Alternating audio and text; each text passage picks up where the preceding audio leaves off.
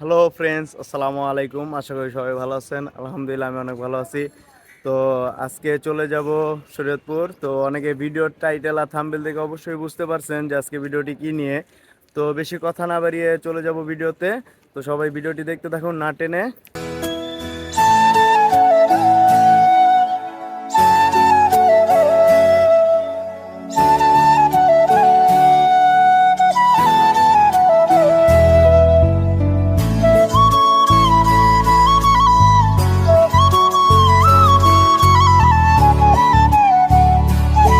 তো friends, finally Shariatpur স্ট্যান্ডে চলে এসেছি। আর এখান থেকে বাসে ওইটা এই গোসাইহাটের উদ্দেশ্যে রওনা দিব।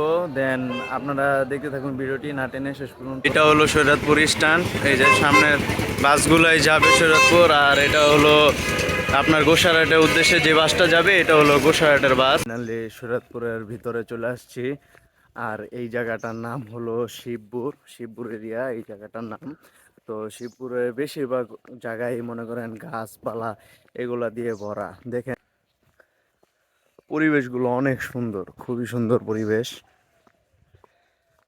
এখানে যে মানুষের বাড়ি ঘর কত কিছু, অনেক সুন্দর পরিবেশ। বেশিরভাগ ক্ষেত্রে আপনার গাছপালা।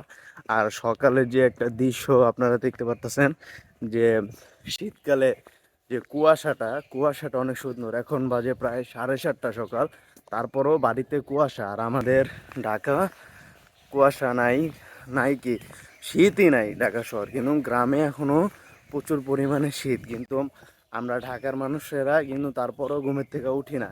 কিন্তু এখানে সকাল 5টা বাজলেই সবাই ঘুম থেকে উঠা যায়, প্লাস মনে করেন যে যার কাজে চলে যায়। এই যে দেখেন কি সুন্দর সকাল। আমরা ঢাকার মানুষ, ঢাকা যারা আছি তারা বের বলতে কিছু জানি না, বা অনেকে বের বলতে মনে করি যে কুয়া বা অন্য কিছু। কিন্তু দেশ গ্রামে বের হলো এই যে এগুলারে বলে। ঠিক আছে, যে মাটি খুইদা অন্য জায়গায় বাড়িঘর তুইলা যে জায়গাটা কুয়া মুয়া হয়ে যায় ওইটারই বের বলে।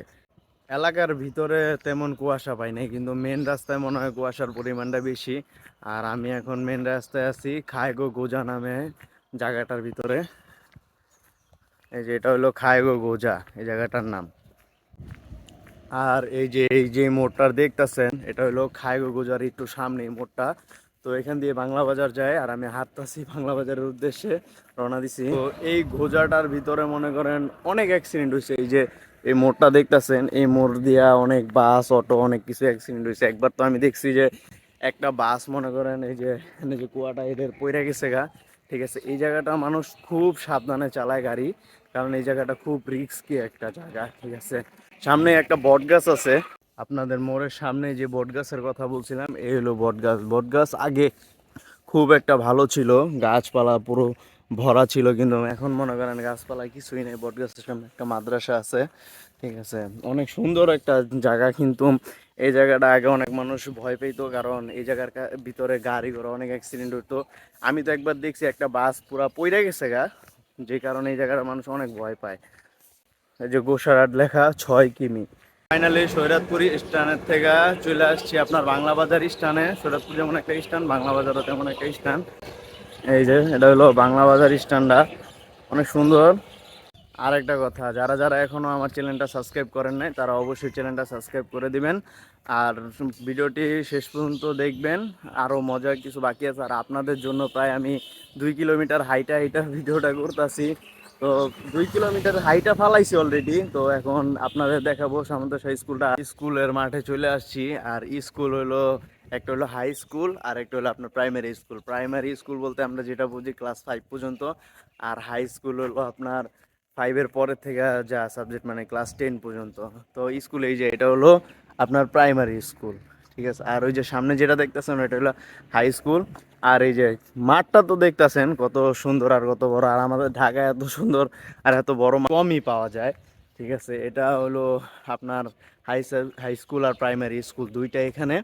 আর এখানে মাঠটা তো আপনারা দেখছেনই খুব বড়। আর আমাদের ঢাকা শহরের মাঠ আপনারা না বললেই নয়। ঠিক আছে, তো ভিডিওটি দেখে এনজয় করতে থাকুন আর পাশে থাকুন। সো আজকের ভিডিওটি এই পর্যন্তই। মূলত শরীয়তপুর আসছিলাম ভোটার আইডি কার্ডটা তৈরি করতে, যেহেতু আমি শরীয়তপুরের বাসিন্দা। তো ওই ক্ষেত্রে শরীয়তপুরে ভোটার আইডি কার্ডটা তৈরি করতে আসলাম। যেহেতু গ্রামের বাড়িতে ভোটার আইডি কার্ড তৈরি করলে নিজের একটা ইয়া থাকে, ক্ষমতা থাকে। ঢাকা শহর তৈরি করলে ওই ক্ষমতাটা বা যত বছর ঢাকা থাকে অত বছরই থাকে, দেন তারপরে আর থাকে না। তো ঢাকা তো আর সারা জীবন মানুষ থাকে না, গ্রামেও আসে। তো গ্রামেই কইরা নিলাম ভোটার আইডি কার্ডটা, যেহেতু হালনাগাদ করতেছে। তো আর যারা যারা আমার ভিডিওটি শেষ পর্যন্ত দেখছেন সকলকে ধন্যবাদ। আর ভিডিওটি যারা যারা পুরাটা দেখেন নাই অবশ্যই পুরাটা দেখবেন, আর চ্যানেলটি যারা যারা এখনও সাবস্ক্রাইব করেন নাই অবশ্যই করে নেবেন। নতুন ভিডিওর জন্য অপেক্ষা করবেন, পাশে থাকার জন্য থ্যাংক ইউ। আর এখানে সুন্দর একটা ভিউ দেখাচ্ছি আপনাদের।